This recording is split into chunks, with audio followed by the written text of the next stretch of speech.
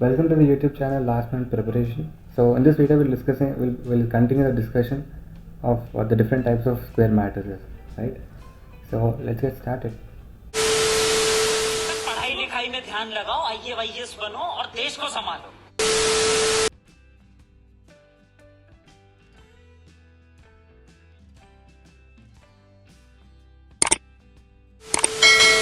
That is the continuation of the previous video, right? So the eighth type of square matrix that is possible is Hermitian matrix. So Hermitian matrix is a matrix where if the conjugate transpose of a matrix M is equal to the original matrix M, then those type of matrices are called as Hermitian matrices. So if you take the conjugate of the matrix M and if this conjugate is equal to the original matrix, then these type of matrices are called as Hermitian matrices. So what do you mean by a conjugate? So a conjugate which is represented by m raised to the power theta is equal to m bar transpose, right? So what do you mean by m bar? So I'll give you an example so we'll better understand it. So let us take an example. Say there's a matrix M and let's say these are the elements.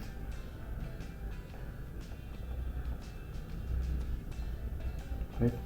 The conjugate matrix is nothing but a matrix where you invert the signs of those elements in a matrix that contains complex numbers. So in this matrix, this element has complex numbers in it. So if you invert the signs of these elements in this matrix, and that is called as a conjugate of this matrix, right?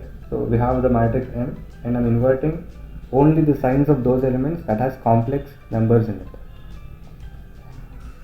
So I'm inverting this side. 3 plus 2j here will be equal to 3 minus 2j, and 3 minus 2j here will be equal to 3 plus 2j, right? And this will be 6 as it is. So this is called the conjugate of this matrix M. Now we find the transpose of this matrix, right?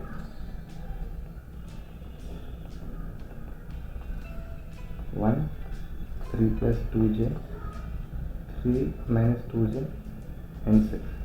We just change the row elements into the column elements, and this is the matrix.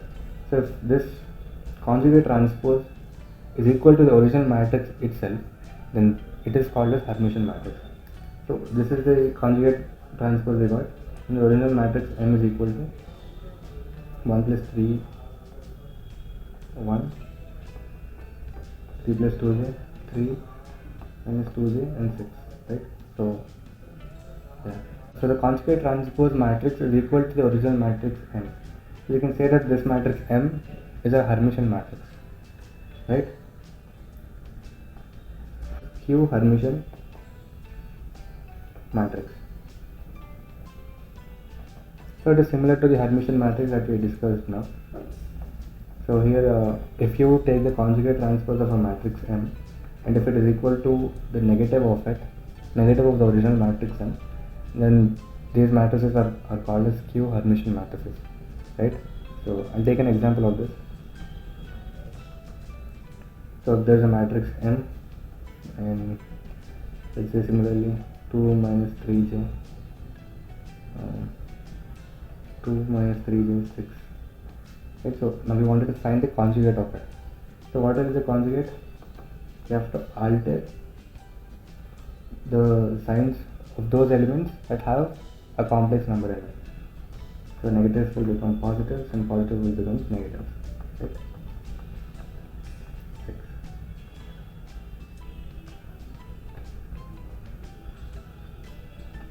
So now we take the transpose of it.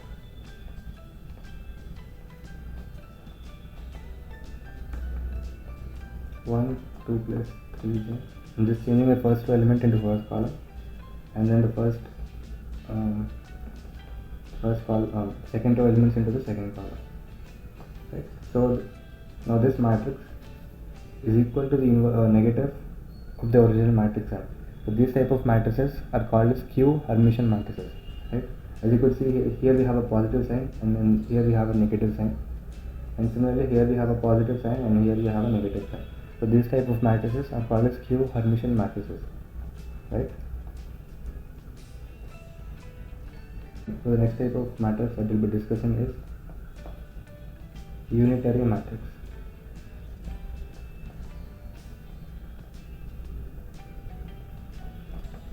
So previously we discussed about unit matrix, where all the elements in the diagonal are ones, right? Here in a unitary matrix, it means that matrix is said to be a unitary matrix if the conjugate transpose of a matrix M is equal to the inverse of that matrix, right? So if you find the conjugate transpose of a matrix M, and if this conjugate transpose is equal to the inverse of the original matrix, then these type of matrices are called as unitary matrices, right? So there are some properties. So if you multiply M and M theta, that is the conjugate transpose, is equal to M theta. So this is how we represent the conjugate transpose. So if you multiply M into M theta, you can also rewrite M theta as M inverse.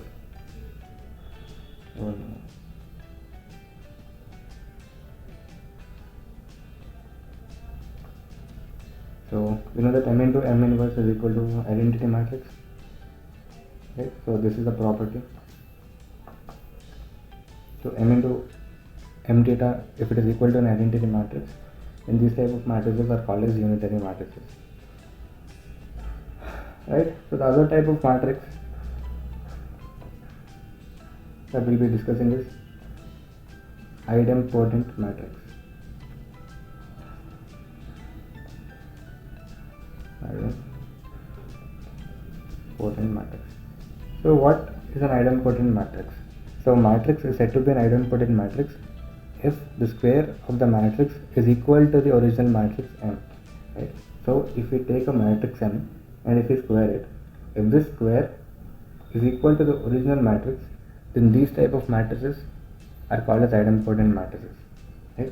A basic example for an idempotent matrix can be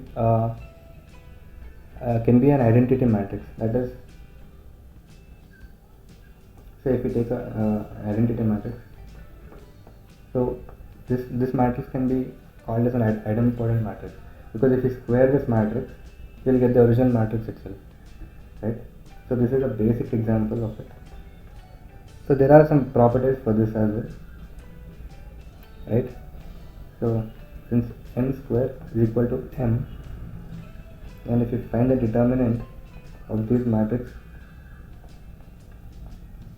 then we'll be getting the same thing. So let us assume that the determinant M is equal to X. So this will be equal to X square is equal to X. So X square minus X is equal to 0. X into X minus 1 is equal to 0. X should be equal to 0 or 1. So here X is equal to the determinant of the original matrix. So the determinant of the matrix will be equal to either 0 or 1, right? So for an idempotent matrix, the determinant will always be 0 or 1, right? So the next type of matrix that we'll be discussing is nilpotent matrix.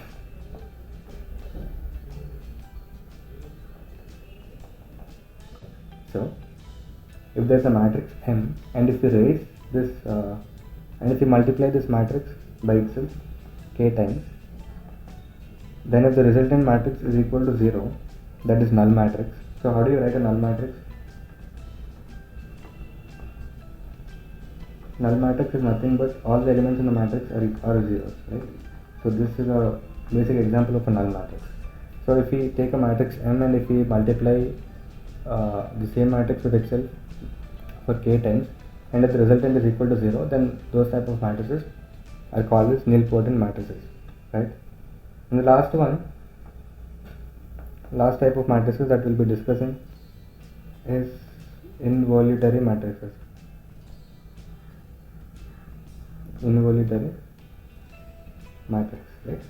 So involuntary matrix is nothing but if you take a matrix M and if you square it, and if the resultant matrix is equal to an identity matrix, then those type of matrices are called as involuntary matrices, right? So this is about involuntary matrices, and thank you for watching, and I'll see you in the next video where we'll be discussing the concept of eigenvalues or eigenvectors. Yeah, thank you for watching.